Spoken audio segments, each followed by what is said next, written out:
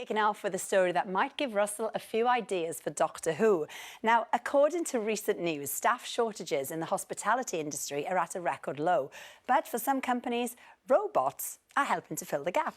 Well, we don't need a robot tonight because Matt Allwright quickly volunteered to help himself with a trip to the pub. No surprise there to find out which is better, man or machine. This is Bella, who might just be the answer to a big issue facing the entire hospitality industry, including, just maybe, this place.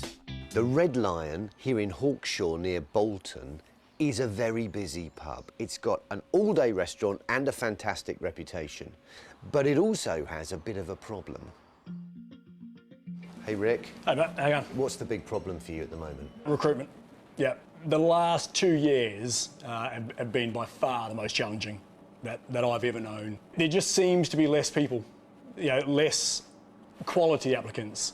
How many vacancies have you got right now? So front of house, I could easily take on another 3, 4, 5 staff. And in the kitchen, you're constantly looking for chefs to recruit. At the start of this year, there were more job vacancies than people unemployed for the first time since records began.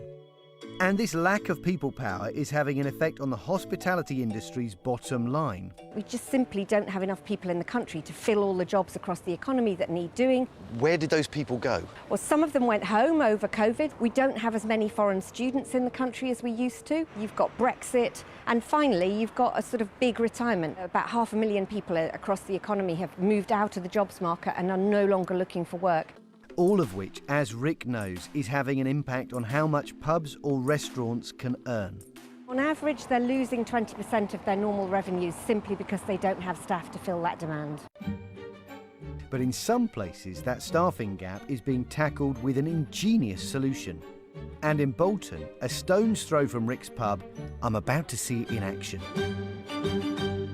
Allow me to introduce you to my 2 new robotic waiting friends. Here we have Bella and this is Hola. I'm going to see how they work in the kitchen while Rick gets the experience of being served by them. How does that sound? Nice!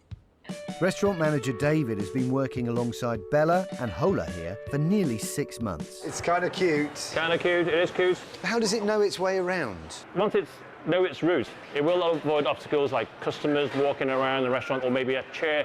It knows where each robot is moving, so it'll avoid each other. So it'll do one route, it'll come through this way, and it'll go out the other way. Or it'll come round this way if one's coming back.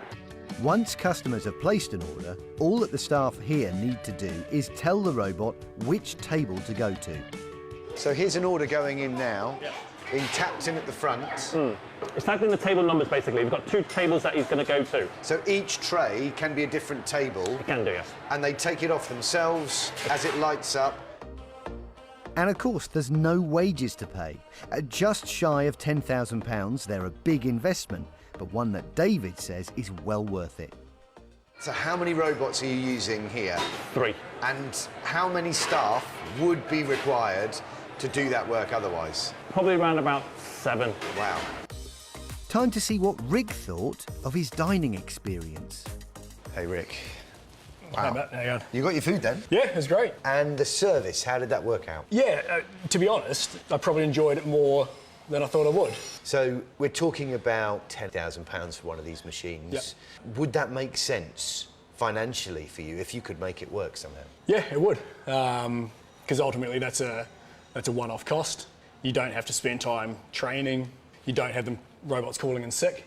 So in the long term, the benefit would be there. Take those robots and put them into your pub. Yeah.